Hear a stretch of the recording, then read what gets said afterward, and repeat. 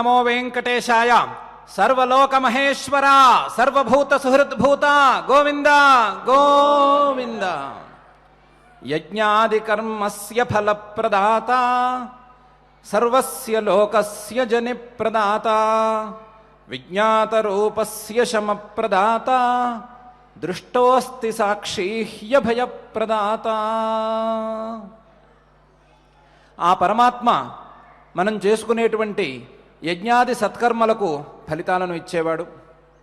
అదేవిధంగా ఈ లోకాలన్నిటికీ కూడా ఉత్పత్తికి కారణం ఆయనే.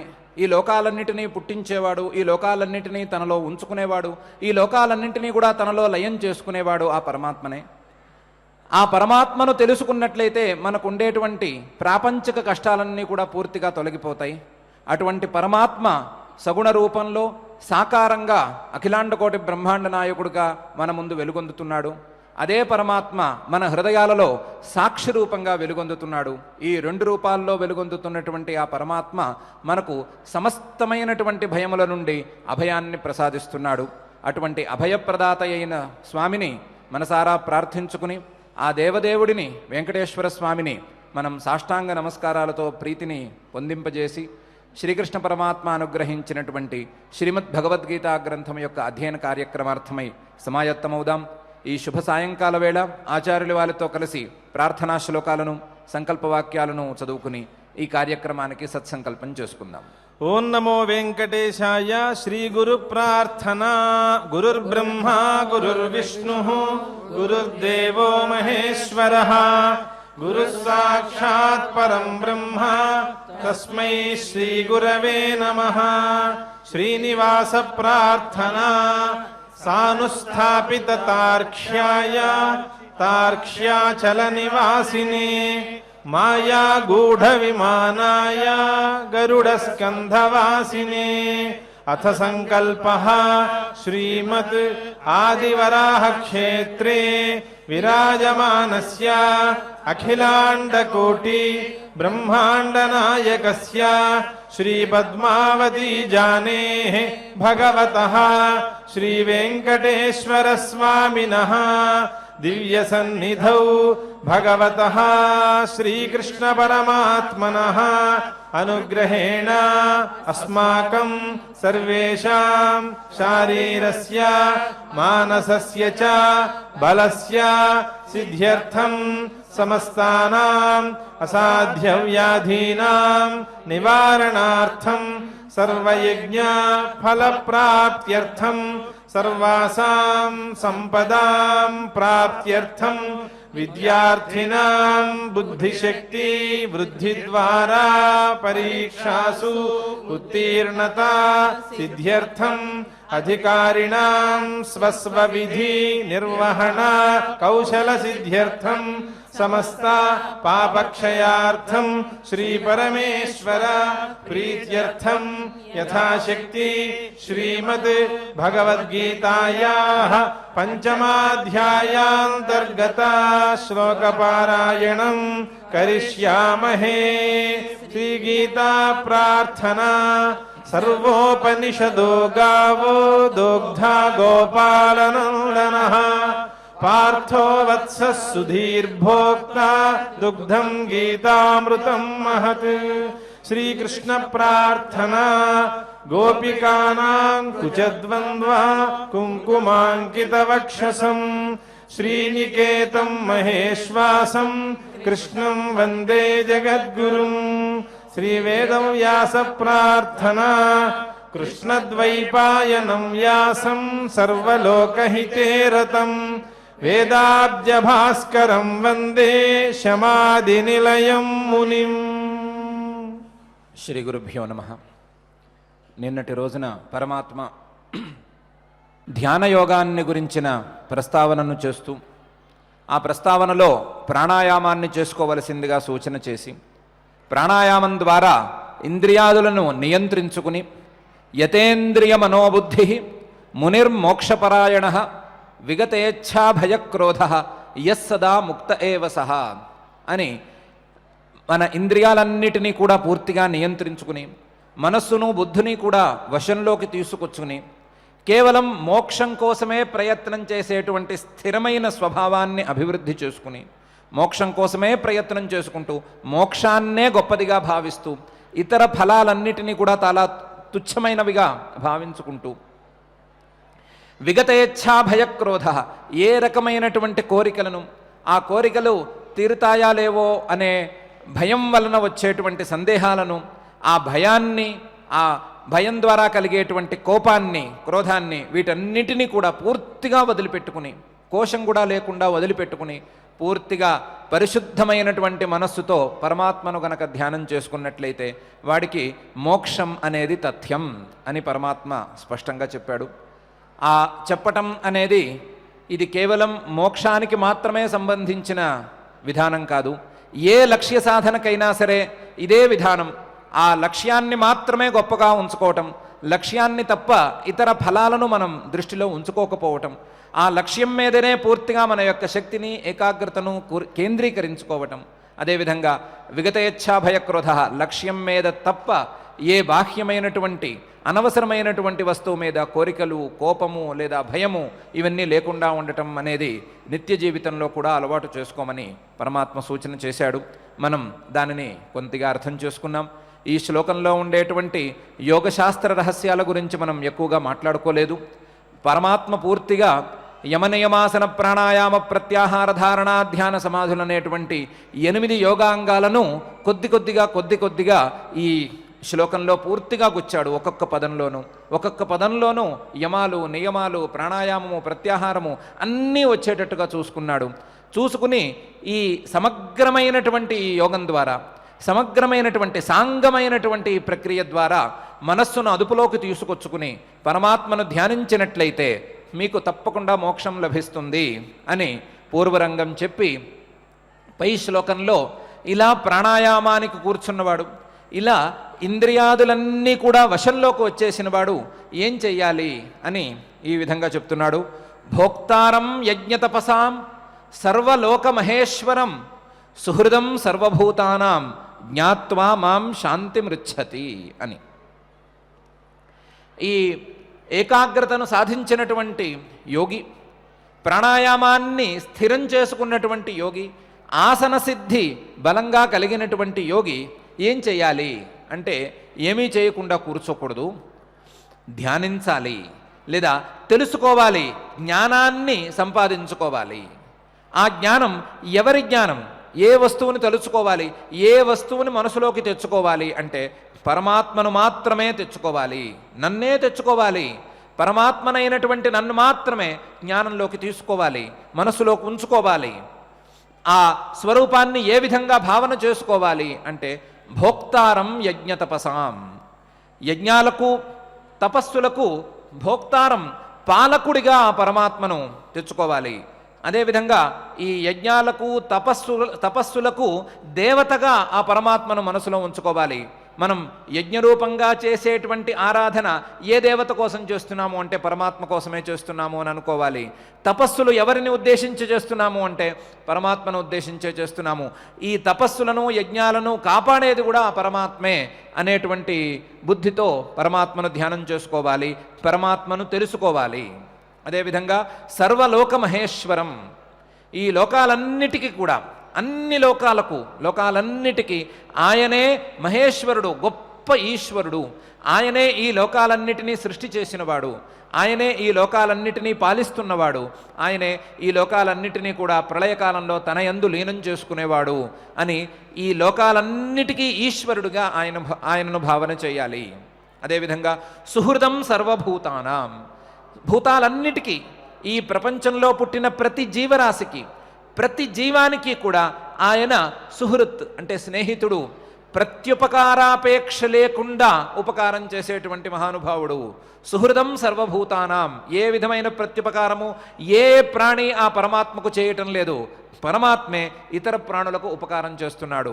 అటువంటి సుహృత్తుగా, అటువంటి సహృదయుడుగా, అటువంటి స్నేహితుడిగా ఆ పరమాత్మను ధ్యానం చేసుకోవాలి. సుహృదం సర్వభూతానాం, ఇలా ధ్యానం చేసుకుని ఆ పరమాత్మను ఆ స్వరూపంతో గనక తెలుసుకున్నట్లయితే జ్ఞాత్వా మాం శాంతి మృచ్చతి, కష్టాల నుండి పూర్తిగా బయటకు వస్తాడు, కష్టాలన్నీ పూర్తిగా తొలగిపోతాయి.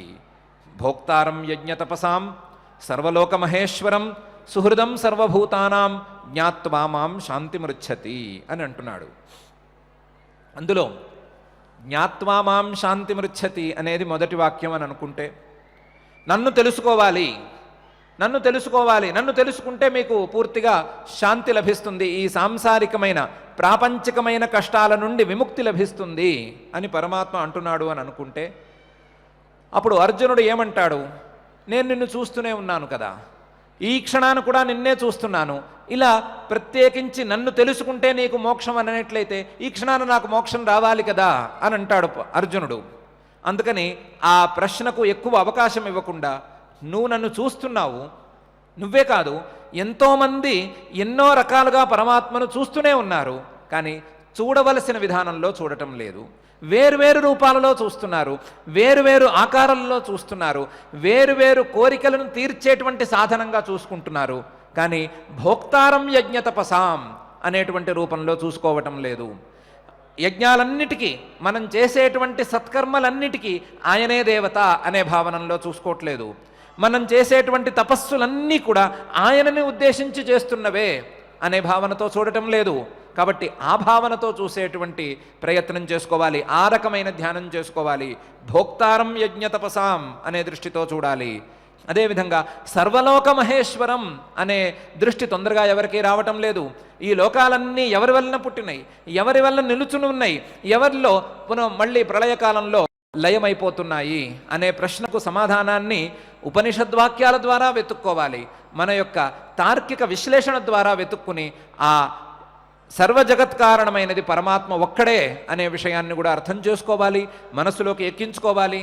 ఆ దృష్టితో పరమాత్మను ధ్యానం చేసుకుని చూసుకోవాలి.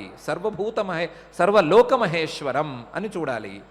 ఇంతేకాకుండా ఆ పరమాత్మ సాక్షి స్వరూపుడై ప్రతి ఒక్కరి హృదయంలోనూ ఉన్నాడు. ప్రతి ఒక్కరి హృదయంలోనూ ఉండి వారి యొక్క మంచి చెడులను నిరంతరం గమనిస్తూ ఉన్నాడు. వారిలో గనక మంచి సంకల్పం కలిగినట్లయితే వెంటనే దాన్ని ప్రోత్సహించి ముందుకు తోస్తున్నాడు. అటువంటి సుహృత్తుని, మన హృదయంలోనే ఉన్నటువంటి ఆ సుహృత్తుని, స్నేహితుణ్ణి ఆ దృష్టితో కూడా చూసుకోవాలి. ఇది కేవలం ఒకరికి పరిమితమైనది కాదు, సర్వభూతానాం సుహృదం సర్వభూతానాం, అన్ని జీవరాశుల్లోనూ అన్ని జీవాల్లోనూ హృదయంలో నుంచుని ఉండి ఆ హృదయంలో కలిగేటువంటి సద్భావాలను పెంచి ఆ సద్భావాలను పోషించి దాని ద్వారా ప్రతి మనిషిని పైకి ఎగదోసేటువంటి ప్రయత్నం ఆ పరమాత్మ చేస్తున్నాడు. ఆ పరమాత్మ ప్రత్యుపకారాపేక్ష లేకుండా, ఈ రకమైన ఉపకారం చేసినందువలన నాకు ఈ మనుషులు ఏ రకమైన ప్రత్యుపకారం చేస్తారు అనే అపేక్షే లేకుండా, ప్రత్యుపకారం లేకుండా ఒక మంచి స్నేహితుడిలాగా ఉపకారం చేస్తున్నాడు అందరికీ ఉపకారి అనే భావనతో కూడా చూసుకోవాలి. సాక్షి స్వరూపంగా చూడాలి, అంతర్యామి స్వరూపంగా చూడాలి, సకల జీవ వ్యాపకంగా ఆ పరమాత్మను చూసుకోవాలి. సర్వలోకమహేశ్వరం సుహృదం సర్వభూతానాం, ఇటువంటి స్వరూపంతో చూసుకున్నట్లయితే జ్ఞాత్వా మాం శాంతిమృచ్చతి, తప్పకుండా కష్టాల నుండి ఉపశమనం లభిస్తుంది, ఏ రకమైన కష్టము దరిచేరదు అని స్పష్టంగా చెప్తున్నాడు. ఈ జ్ఞానం రావాలి అనంటే, ఈ రకమైనటువంటి బలమైన జ్ఞానం మనస్సుల్లో ఎక్కాలి అనంటే దానికి ముందు పరమాత్మ చెప్పినటువంటి ధ్యానం అబ్బాలి. ధ్యానం అబ్బాలి అనంటే పరమాత్మ చెప్పినటువంటి ప్రాణాయామం అబ్బాలి.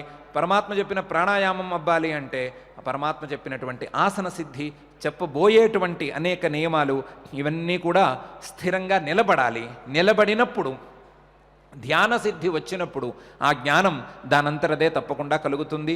దానికి కావలసినటువంటి ఉపనిషద్వాక్యాలను పరమాత్మ అందిస్తూనే ఉన్నాడు, కావలసినటువంటి విషయాలను కూడా పరమాత్మ అందిస్తూనే ఉన్నాడు. ధ్యానం చేసుకోండి, చేసుకుని ఇటువంటి జ్ఞానాన్ని పొందండి అని పరమాత్మ మనందరికీ ఉపదేశం చేస్తున్నాడు. అయితే ధ్యానం చేసినంత మాత్రాన ఈ జ్ఞానం కలిగిపోతుందా? ధ్యానానికి అంతటి శక్తి ఉందా? ధ్యానానికి ఉండేటువంటి శక్తి పరమాత్మ చెప్పిన ఈ సుహృదం సర్వభూతానాం జ్ఞాత్వా మాం శాంతిమృచ్చతి దాకా తీసుకువెళుతుందా అనే ప్రశ్న వేసుకుంటే ధ్యానానికి తప్పకుండా ఆ శక్తి ఉంది అని అందరూ ఒప్పుకుని తీరవలసిందే.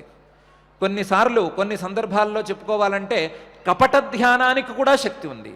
కపట ధ్యానాలకు కూడా ఈ రకమైనటువంటి శక్తి ఎంతో కొంత ఉంటుంది. చాలా తక్కువ స్థాయిలోనైనా సరే కపటంగా చేసే ధ్యానానికైనా సరే, లేదా అనిత్యంగా క్షణికంగా చేసేటువంటి జ్ఞానానికి కానీ, లేదా చెదురుమదురుగా చేసేటువంటి ధ్యానాలకు కానీ, ఏ రకమైనటువంటి ధ్యానానికైనా సరే ఫలితం తప్పకుండా ఉంది అని పరమాత్మ పైన చెప్పనే పోతున్నాడు.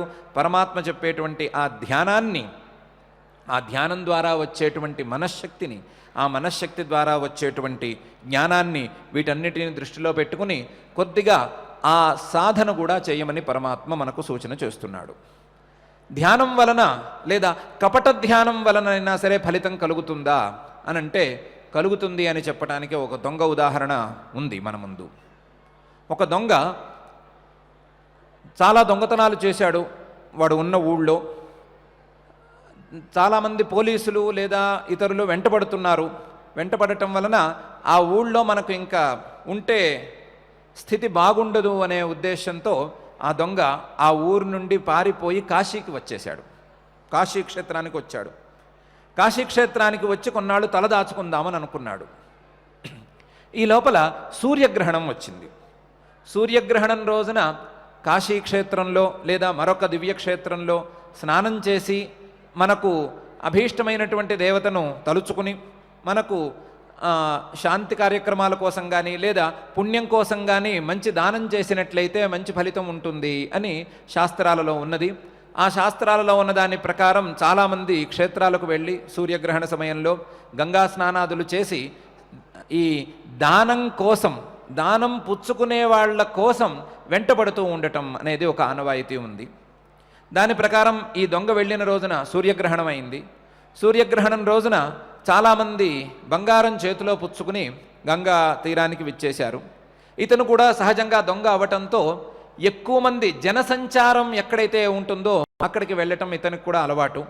అదేవిధంగా తీరంలో గంగా తీరంలో ఎక్కువ మంది జనం చేరి ఉన్నారు అని అక్కడికి వెళ్ళాడు. వెళితే అందరూ చేతిలో బంగారం పట్టుకున్నారు. ఎవరూ భయపడటం లేదు. ఏమిటి అని కొద్దిగా ఆరా తీశాడు. ఆరా తీస్తే తెలిసింది వీళ్ళందరూ దానం చేయటానికి వచ్చారు. అంటే ఆ బంగారాన్ని వాళ్ళు దాచుకోదలుచుకోలేదు, దానం చేద్దామనుకుంటున్నారు. ఎవరికో ఒకరికి ఇచ్చేయదలుచుకుంటున్నారు. సరే, ఇప్పుడు నా పని మరింత సులువైంది. ఎవరికో ఒకరికి ఇచ్చే మాటే అయితే ఎవరు దాన్ని పెద్దగా అడ్డం పెట్టరు, నాకే ఇవ్వవచ్చు. అయితే ఇచ్చేవాణ్ణి ఎలా ఉండాలనుకుంటున్నారు అని చూసుకోవటమే మన వంతు అని అనుకున్నాడు. ఆ విధంగా చూసుకుంటే ఇచ్చేవాళ్ళు సాధువులై ఉంటే చాలు అని అనుకుంటున్నారు. ఆ పుచ్చుకునేవాళ్ళు సాధువులై ఉంటే చాలు అనుకుంటున్నారు ఇచ్చేవాళ్ళు. అందువలన సాధువేషంలో గనక మనం కూర్చుని ఉంటే వీళ్ళు సహజంగానే వచ్చి బంగారం ఇచ్చేస్తారు, మనకి దొంగతనం చేయవలసిన శ్రమ ఉండదు అని అనుకున్నాడు దొంగ. అనుకుని ఈ సాధువుల గంగా తీరంలో ఉండేటువంటి సాధువుల పక్కన గంగా స్నానం చేసి వచ్చి కూర్చున్నాడు. కూర్చుని అందరూ చేస్తున్నట్లుగానే ధ్యానం చేస్తున్నట్లుగా నటించటం ప్రారంభించాడు. చాలా ఏకాగ్రతతో చేస్తున్నాడు.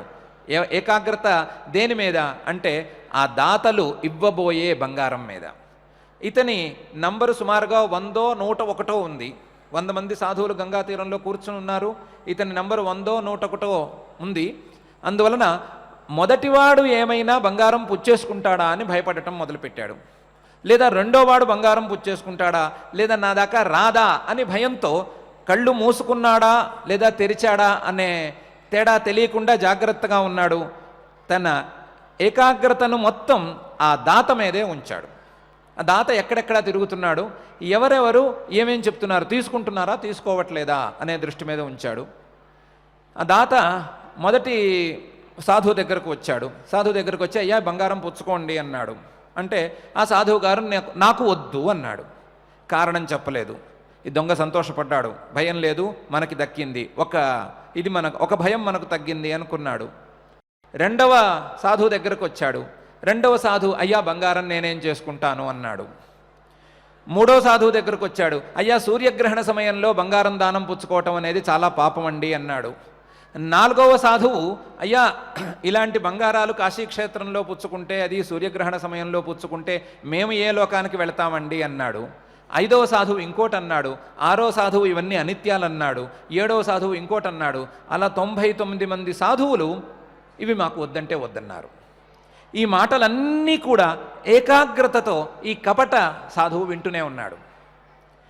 98వ వాడు వద్దన్నప్పుడు కూడా ఈ దొంగ సంతోషించాడు.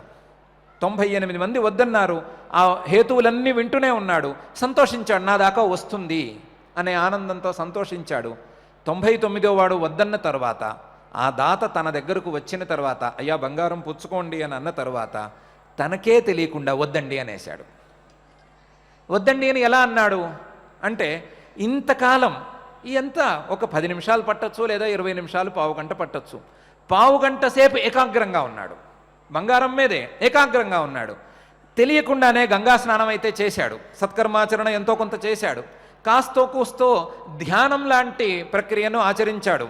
మనిషి కదలకుండా ఉన్నాడు, మరి సాధువుల్లా నటించాలి అంటే ఎంత కష్టం. సహజంగా ధ్యానం చేయటం అంటే సులభమే ఒక రకంగాను, ఆ ధ్యానం అబ్బకుండా ధ్యానం చేస్తున్నట్లుగా నటించాలి అని అంటే ఇంకా కష్టం కదా. శరీరాన్ని అలా దృఢంగా నిలబెట్టాడు, ఆ వాయువులు అన్నీ సవ్యంగా వాళ్ళు ఎలా తీసుకుంటున్నారో చూసుకుని అలాగే తీసుకుంటున్నాడు. కాసేపు ఏకాగ్రంగానైతే ఉన్నాడు.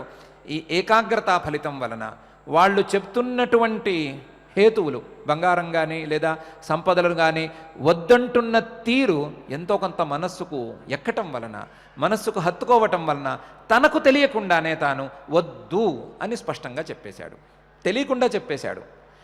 కపట ధ్యానానికి కానీ లేదా ఈ కపట ధర్మాచరణకు కానీ ఫలితం సర్వోత్తమం అనే సంగతి మనమేమి చెప్పుకోకూడదు.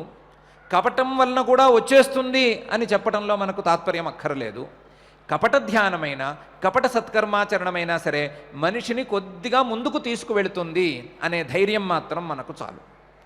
ఒకవేళ కపట ధ్యానం లేదా కపట ధర్మాచరణమే ఇంత సత్ఫలితాన్ని ఇస్తుంటే, దొంగకు తెలియకుండానే పావుగంట లేదా 20 నిమిషాలలో అతనిలో మానసికమైన పరివర్తన ఏర్పడేటట్లయితే, మానసిక పరివర్తనను ఈ రకమైనటువంటి కపట ధ్యానం తీసుకురాగలిగితే, పరమాత్మ చెప్పిన నిజమైన ధ్యానం సాధించుకోగలిగితే, నిజమైన ఏకాగ్రతను మనం సిద్ధించుకోగలిగితే, ఇంకా పరమాత్మ చెప్పేటువంటి పరమ ప్రయోజనం రాదు అని మనకెందుకు సందేహం? లేదా పరమాత్మ చెప్పేటువంటి ఫలితం తప్పకుండా వస్తుంది అని మనం ఎందుకు నమ్మకూడదు? తప్పకుండా నమ్మవచ్చు. చిన్నదానికే ఇంత ఫలితమైతే గనక, కపటంతో కూడిన దానికే, దోషంతో కూడిన దానికే ఇంత ఫలితమైతే, అన్ని సద్గుణాలు కలిసినటువంటి ధ్యానానికి, నిజమైన ధ్యానానికి పరమాత్మ చెప్పేటువంటి శాంతి మృచ్ఛతే అనే ఫలం తప్పకుండా లభిస్తుంది అని మనం స్థిరంగా నమ్మవచ్చు. అయితే మనం కపటం అనేది తీసేసి, కపటంగా ధ్యానం చేయటం అనే అంశాన్ని పక్కన పెట్టేసి, ధ్యానం చేసుకోవటం అది మనకు శక్తి కొలది చేసుకోవటం, సత్కర్మాచరణలను చేసుకోవటం అది మనకు శక్తి కొలది చేసుకోవటం. మనం మొదట్లోనే స్థిరంగా నిర్ణయించుకున్నట్లుగా మన శక్తి కొలది లేదా అణువంతా, అణువులో నూరంతా మనకు ఎంత సాధ్యమైతే అంత సత్కర్మాచరణను, ధ్యానాన్ని లేదా సద్గుణాలను అలవాటు చేసుకోగలిగితే మనకు పరమాత్మ చెప్పినటువంటి దారి తప్పకుండా లభిస్తుంది, పరమాత్మ చెప్పిన ఫలం తప్పకుండా అందుతుంది అని పరమాత్మే స్పష్టంగా అంటున్నాడు. జ్ఞాత్వా మాం శాంతి మృచ్ఛతి అని.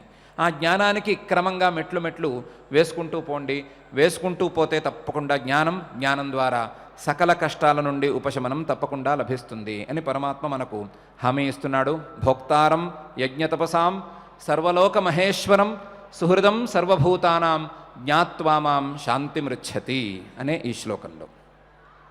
ఈ శ్లోకంతో మనకు పంచమాధ్యాయం ఇప్పటికి పూర్తయింది. ఈ పంచమాధ్యాయంలో పరమాత్మ ప్రత్యేకించి కర్మ సన్యాస యోగాన్ని గురించి ప్రస్తావనను మనకు చేశాడు. కర్మలను చేసుకుంటూ ఉండటం, సత్కర్మాచరణ చేసుకుంటూ ఉండటం, ఆ సత్కర్మాచరణ చేస్తూ ఉంటూనే ఆ సత్కర్మాచరణల యొక్క ఫలితాలను త్యజించుకోవటం, లేదా ఆ సత్కర్మాచరణ యొక్క ఫలితాల మీద అపేక్ష లేకుండా సత్కర్మాచరణ చేసుకోవటం, ఈ సత్కర్మలకు నేను కర్తను అనే భావాన్ని విడిచిపెట్టుకోవటం అనే అంశాన్ని ప్రధానంగా ఈ అధ్యాయంలో పరమాత్మ మనకు ఉపదేశం చేశాడు. అందువలనే ఈ అధ్యాయానికి మనం కర్మ సన్యాస యోగ అని పేరు కూడా పెట్టుకున్నాం. కర్మ సన్యాసం అంటే ఏమిటి అంటే కర్మ ఫలాలను విడిచిపెట్టుకోవటం. ఆ కర్మల యొక్క కర్తృత్వాన్ని, నేనే కర్తను అనేటువంటి అహంకారాన్ని విడిచిపెట్టుకోవటం, రాగద్వేషాలను విడిచిపెట్టుకోవటం, కర్మలకు మూలమైనటువంటి అజ్ఞానాన్ని విడిచిపెట్టుకునే ప్రయత్నం చేసుకోవటం అనేది ప్రధానమైన స్ఫూర్తిగా కర్మ సన్యాస యోగ అనే పదాన్ని మనం అర్థం చేసుకోవచ్చు. ఇటువంటి కర్మ సన్యాస యోగంలో మొత్తం 29 శ్లోకాలు ఉన్నాయి అని మనం ప్రతిరోజు పారాయణ చేసి తెలుసుకుంటూనే ఉన్నాం.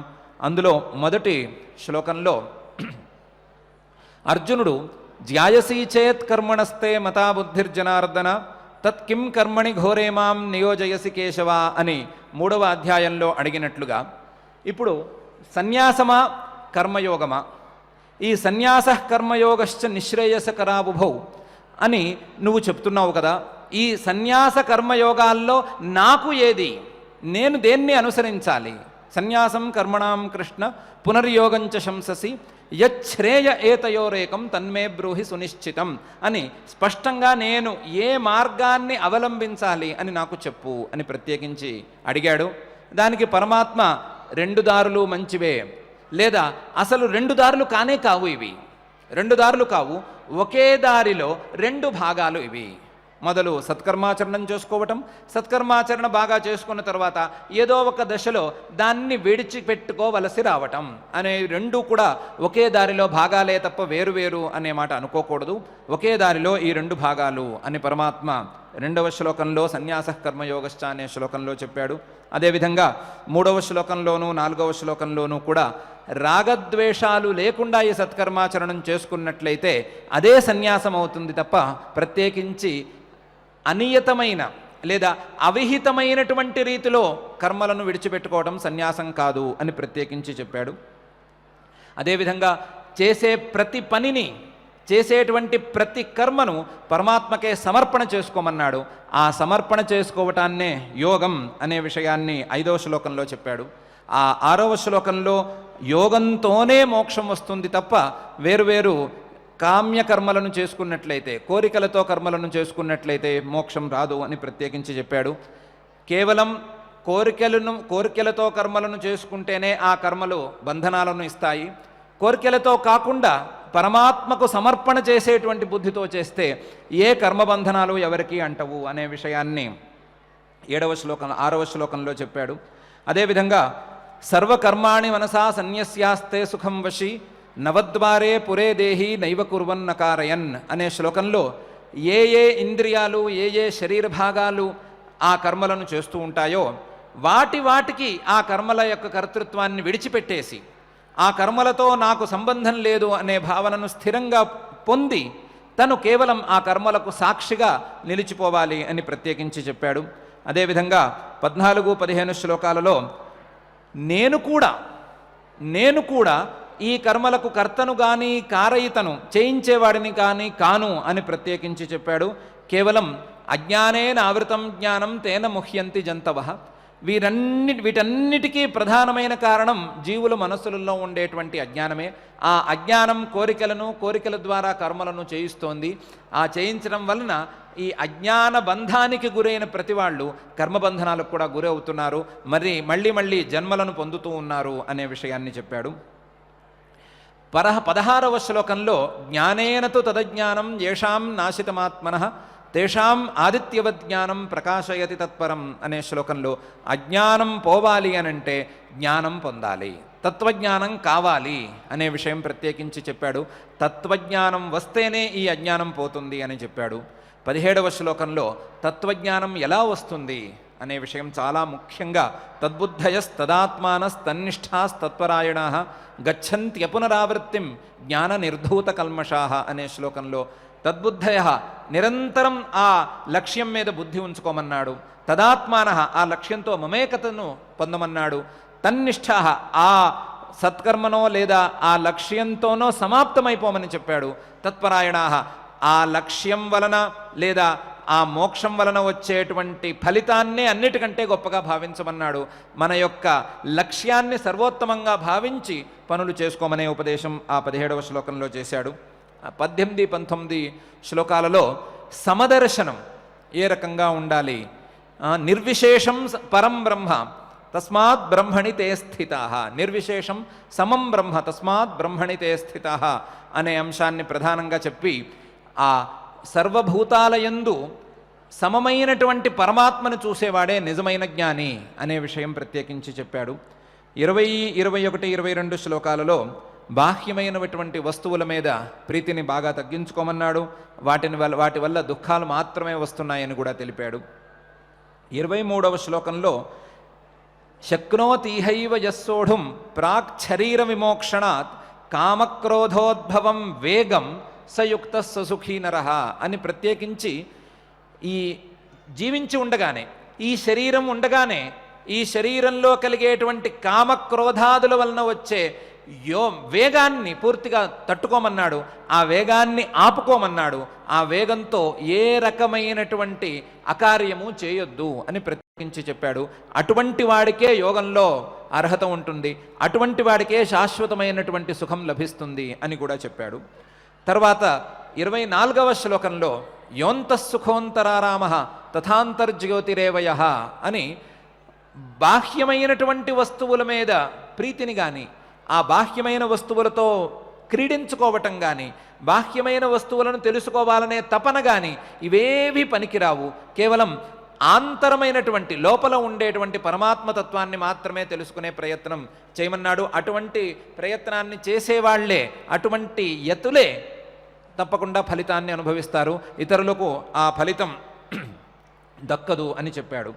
25వ శ్లోకంలో యతయః క్షీణకల్మషాః అని ప్రయత్నంతో, సతత ప్రయత్నంతో, సతతోద్యమంతో బ్రహ్మజ్ఞానం లభిస్తుంది.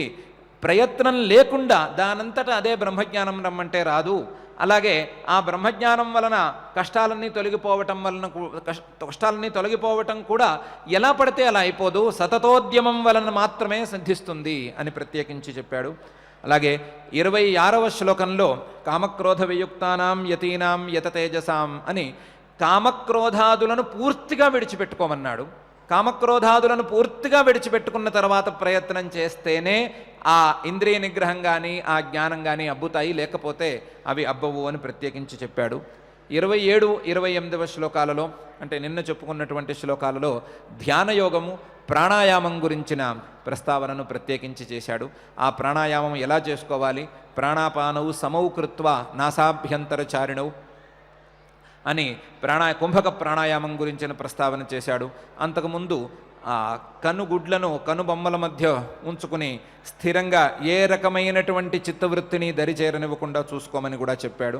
చూసుకుని యోగ విద్యలో చెప్పినటువంటి ప్రతి అంశాన్ని జాగ్రత్తగా పాలించుకుని, ప్రతి అంశాన్ని జాగ్రత్తగా పరిరక్షించుకుని, అష్టాంగ యోగం కావచ్చు, ప్రాణాయామం కావచ్చు, మరొకటి కావచ్చు, దేన్నైనా సరే జాగ్రత్తగా చేసుకుని ధ్యానాన్ని అలవాటు చేసుకుని ధ్యానం ద్వారా జ్ఞానానికి ఎగబాకమన్నాడు.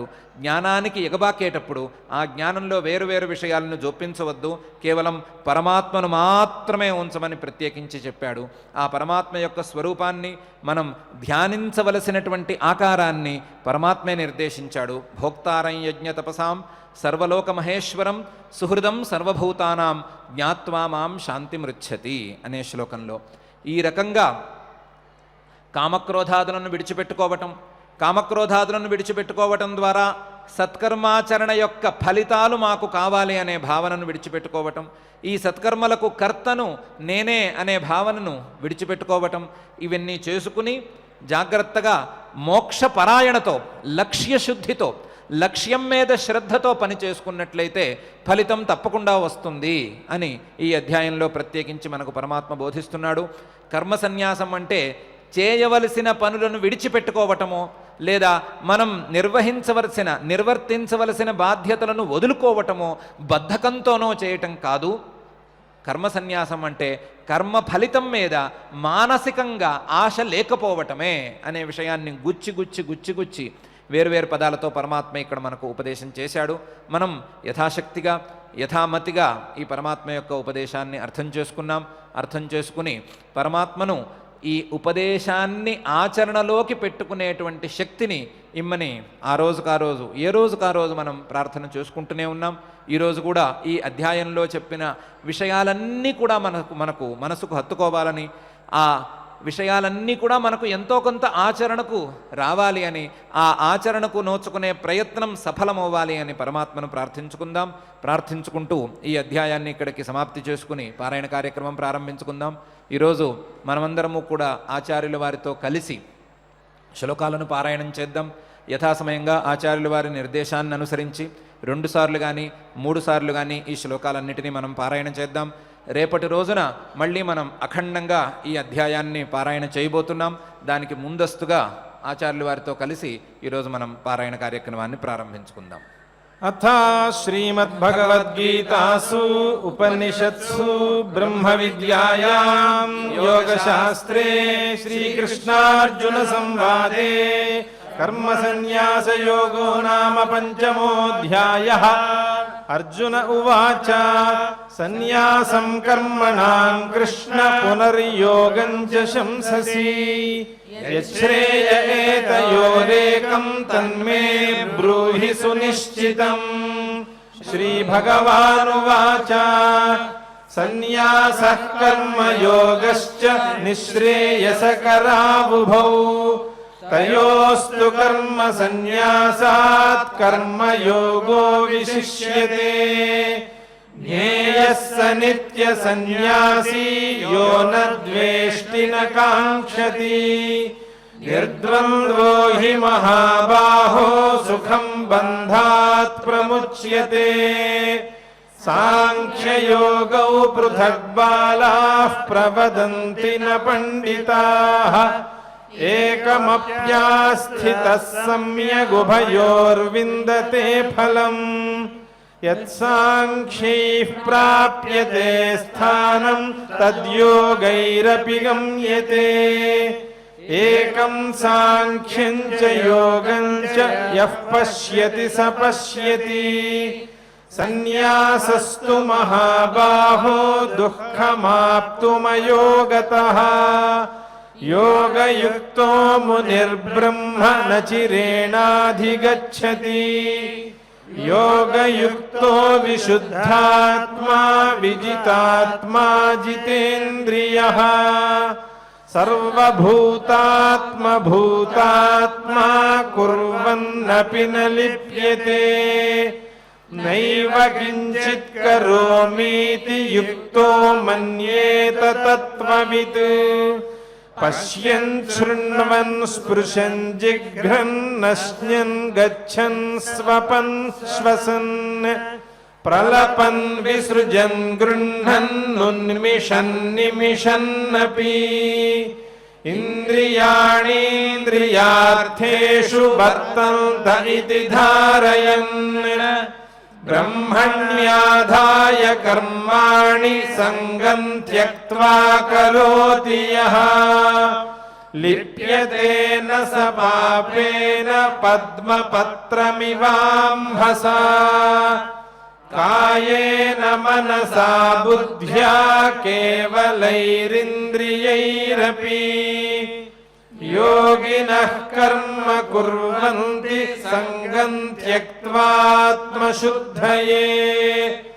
యుక్తః కర్మ ఫలం త్యక్త్వా శాంతిమాప్నోతి నైష్ఠికీం. అయుక్తః కామకారేణ ఫలే సక్తో నిబధ్యతే. సర్వకర్మాణి మనసా సన్యస్యాస్తే సుఖం వశీ. నవద్వారే పురే దేహి నైవ కుర్వన్న కారయన్. న కర్తృత్వం న కర్మాణి లోకస్య సృజతి ప్రభుః.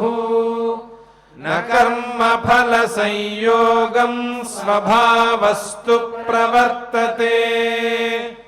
నాదత్తే కస్యచిత్ పాపం న చైవ సుకృతం విభుః. అజ్ఞానేనావృతం జ్ఞానం తేన ముహ్యంతి జంతవః. జ్ఞానేన తు తదజ్ఞానం యేషాం నాశితమాత్మనః. జ్ఞానం ప్రకాశయతి తత్పరం. तद्बुद्धयस्तदात्मानस्तन्निष्ठास्तत्परायणाः गच्छन्त्य पुनरावृत्तिं ज्ञाननिर्धूतकल्मषाः विद्या विनय संपन्ने ब्राह्मणे गविहस्तिनि शुनि चैव श्वपाके च पंडिताः समदर्शिनः इहैव तैर्जितः सर्गो येषां साम्ये स्थितं मनः निर्दोषं हि समं ब्रह्म तस्मात् ब्रह्मणि ते स्थिताः न प्रहृष्येत् प्रियं प्राप्य नो द्विजेत् प्राप्य चाप्रियम् स्थिरबुद्धिरसम्मूढो ब्रह्मविद् ब्रह्मणि स्थितः बाह्यस्पर्शेष्वसक्तात्मा विन्दत्यात्मनि यत्सुखम् स ब्रह्मयोगयुक्तात्मा सुखमक्षयमश्नुते ये हि संस्पर्शजा भोगा दुःखयोनय एव ते आद्यन्तवन्तः कौन्तेय न तेषु रमते बुधः शक्नोति हैव यः सोढुम् प्राक्शरीरविमोक्षणात् कामक्रोधोद्भवम् वेगम् स युक्तः स सुखी नरः योऽन्तः सुखोऽन्तरारामस्तथान्तर्ज्योतिरेव यः स योगी ब्रह्मनिर्वाणम् ब्रह्मभूतोऽधिगच्छति लभन्ते ब्रह्मनिर्वाणमृषयः क्षीणकल्मषाः छिन्नद्वैधायतात्मानः सर्वभूतहिते रताः कामक्रोधवियुक्तानां यतीनां यतचेतसाम् अभितो ब्रह्मनिर्वाणम् वर्तते विदितात्मनाम् स्पर्शान् कृत्वा बहिर्बाह्याश्चक्षुश्चैवान्तरे भ्रुवोः प्राणापानौ समौ कृत्वा नासाभ्यन्तरचारिणौ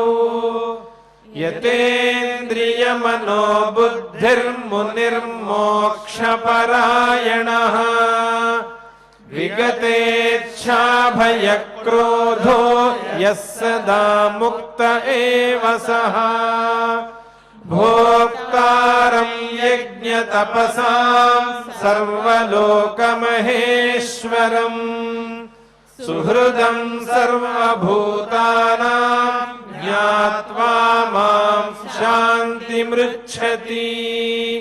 अर्जुन उवाच सन्न्यासं कर्मणां कृष्ण पुनर्योगं च शंससि यच्छ्रेय एतयोरेकं तन्मे ब्रूहि सुनिश्चितम्।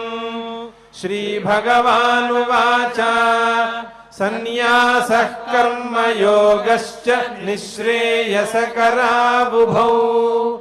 तयोस्तु कर्म सन्न्यासात् कर्मयोगो विशिष्यते। ज्ञेयः स नित्यसन्न्यासी यो न द्वेष्टि न काङ्क्षति निर्द्वन्द्वो हि महाबाहो स्वभून्निमिषन्निमिषन्नपि इन्द्रियाणीन्द्रियार्थेषु वर्तन्त इति धारयन् ब्रह्मण्याधाय कर्माणि सङ्गं त्यक्त्वा करोति यः लिप्यते न स पापेन पद्मपत्रमिवाम्भसा कायेन मनसा बुद्ध्या केवलैरिन्द्रियैरपि योगिनः कर्म कुर्वन्ति सङ्गम् त्यक्त्वात्मशुद्धये युक्तः कर्म फलम् त्यक्त्वा शान्तिमाप्नोति नैष्ठिकीम् अयुक्तः कामकारेण फले सक्तो निबध्यते सर्वकर्माणि मनसा सन्न्यस्यास्ते सुखं वशी नवद्वारे पुरे देहि नैव कुर्वन्न कारयन् न कर्तृत्वं न कर्माणि लोकस्य सृजति प्रभुः न कर्मफलसंयोगं स्वभावस्तु प्रवर्तते नादत्ते कस्यचित् पापं न चैव सुकृतं विभुः अज्ञानेनावृतं ज्ञानं तेन मुह्यन्ति जन्तवः ज्ञानेन तु तदज्ञानं येषां नाशितमात्मनः तेषामादित्यवद्ज्ञानं प्रकाशयति तत्परम्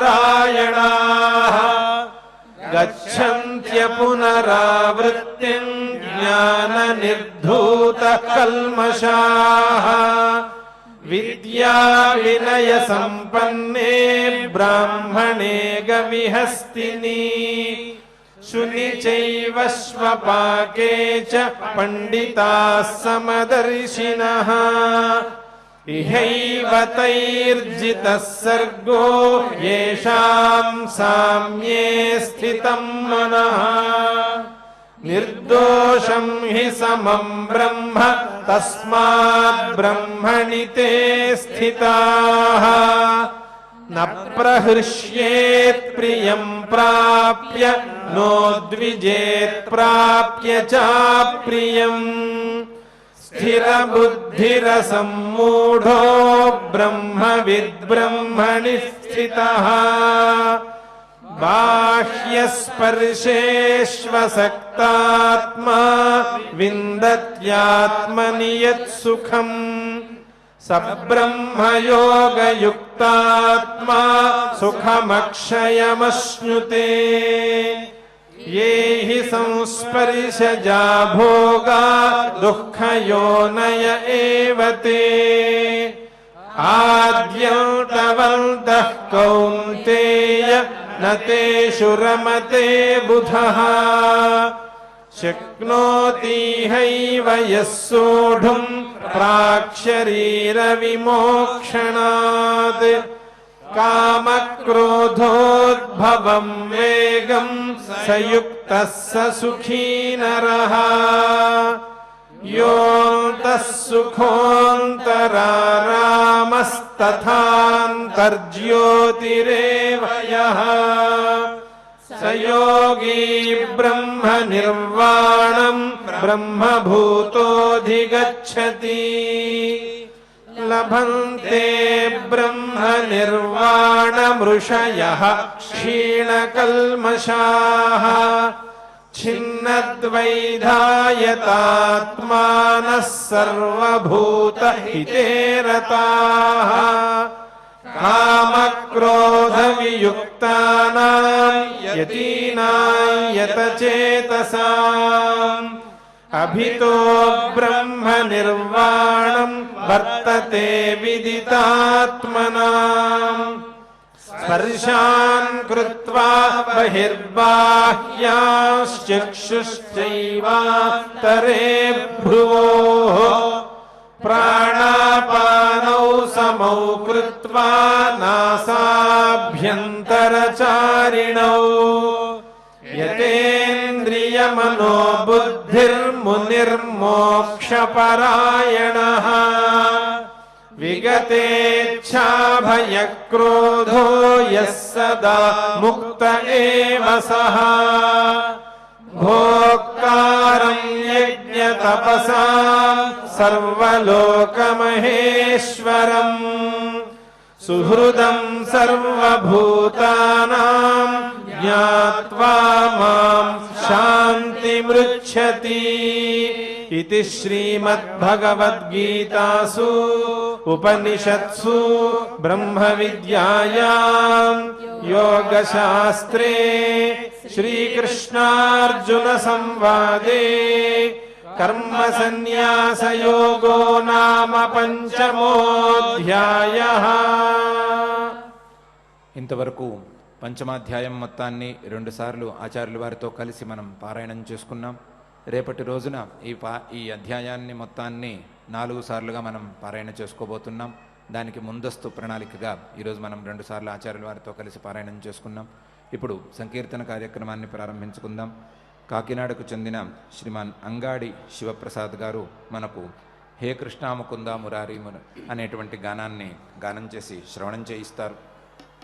వారికి తిరుమల తిరుపతి దేవస్థానం వారి అన్నమాచార్య ప్రాజెక్టు కళాకారులు శ్రీమాన్ కళ్యాణ్ గారు మరియు బృందం సభ్యులు వాద్య సహకారాన్ని అందిస్తారు.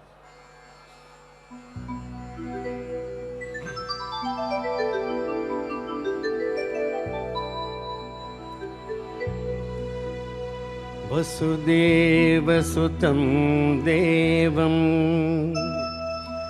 కంసచాణూరమర్దనం దేవకీ పరమానందం కృష్ణో వందే జగద్గురుం వందే నవఘనశ్యామం పీతకౌసేయవాససం సానందం సుందరం శుద్ధం శ్రీకృష్ణం ప్రకృతే పరం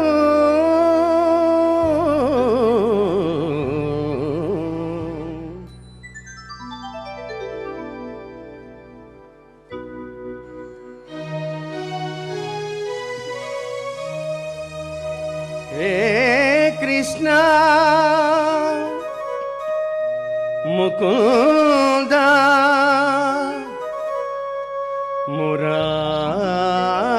మురారి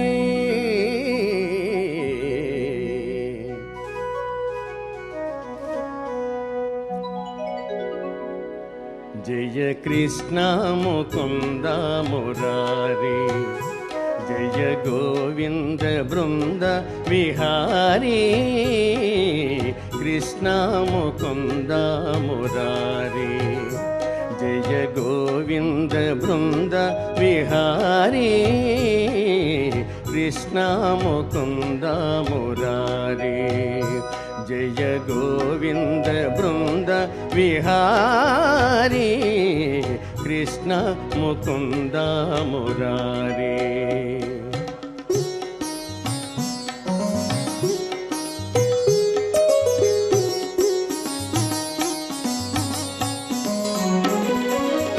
దేవకి పంట వసుదేవు వెంట దేవకి పంట వసుదేవు వెంట యమునను నడిరేయి దాటితివంట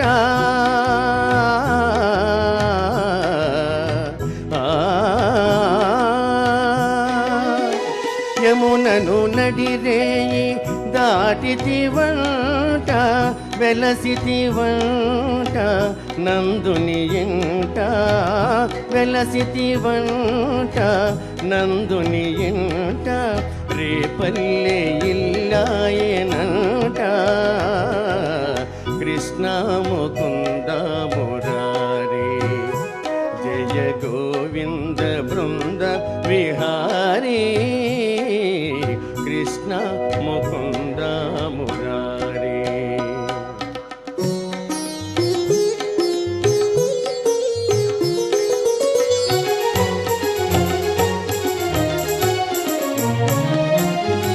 నీ పలుగాకి పనులకు గోపెమ్మ, నీ పలుగాకి పనులకు గోపెమ్మ, గోపించి నిను రోట బంధించినట.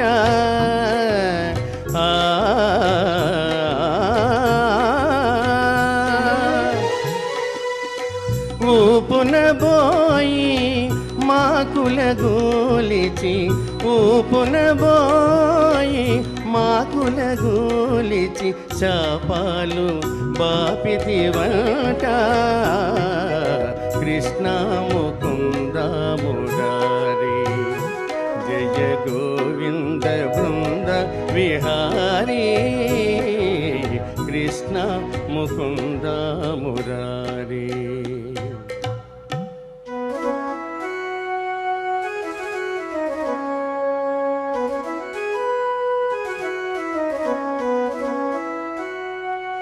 అమ్మా తమ్ముడు మన్ను తినేను, చూడమ్మా ని రామన్న తెలుపగా, అన్నాని చెవినులిమి యశోద, ఏదన్నా నీ నోరు చూపుమనగా,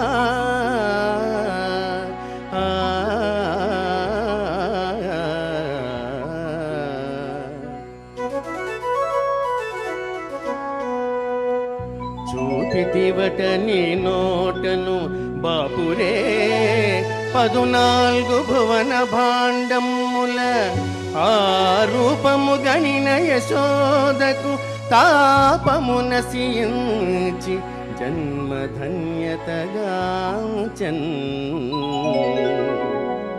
జయ కృష్ణ ముకుంద మురారి, జయ గోవింద బృంద విహారీ, కృష్ణ ముకుంద మురారి.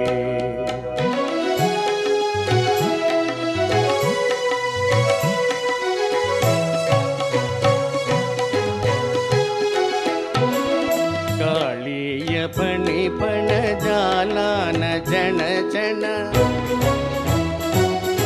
కాళీయ ఫణి పణ జాలాన ఝణ ఝణ, కేళీ ఘటించిన గోపకిశోర.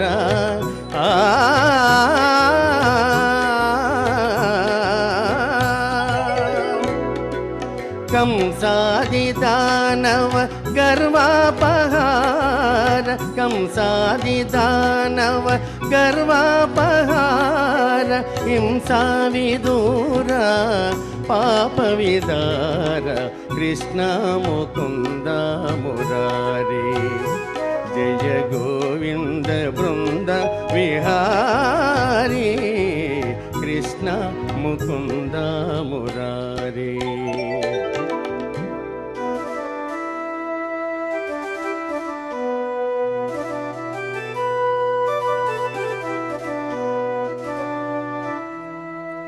కస్తూరి తిలకం లలాట ఫలకే, వక్షస్థలే కౌస్తుభం, నాసాగ్రే నవమౌక్తికం,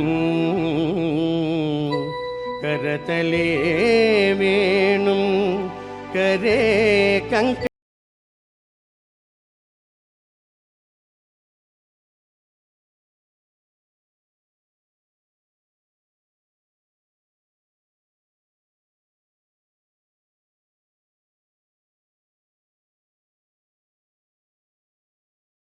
गोपाल चूड़ामणि विजयते गोपाल चूड़ामणि ललित ललित मुरली स्वराली पुलकित वनपाली गोपाली पुलकित वनपाली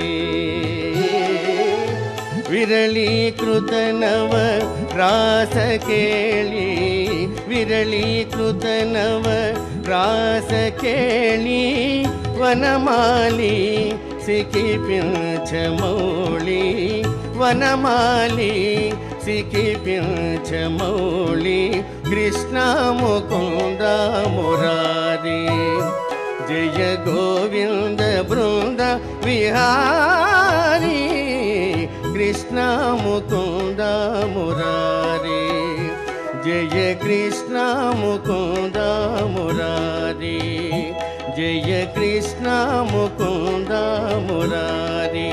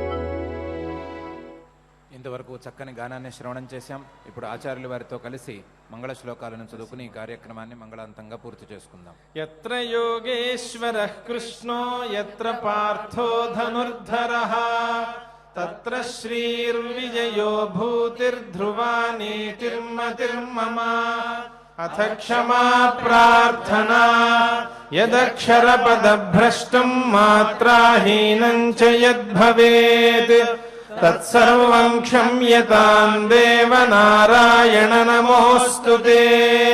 అథ భగవత్ సమర్పణం కాయేన వాచా మనసేంద్రియైర్వా బుద్ధ్యాత్మనా వా ప్రకృతే స్వభావాత్ కరోమి యద్యత్ సకలం పరస్మై నారాయణాయేతి సమర్పయామి.